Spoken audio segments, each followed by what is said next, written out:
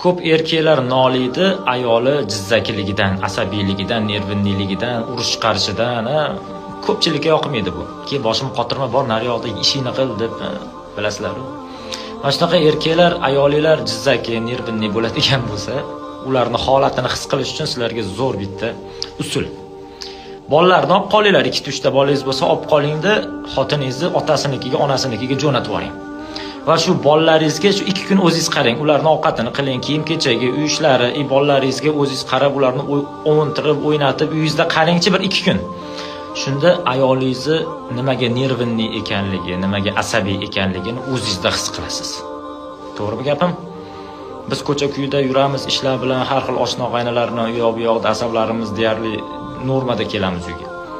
Lekin ertalabdan kechgacha bola chaqani baqir-chaqirib uy ishlari bilan xotin nervinli bo'lmay, kim nervinli bo'lsin?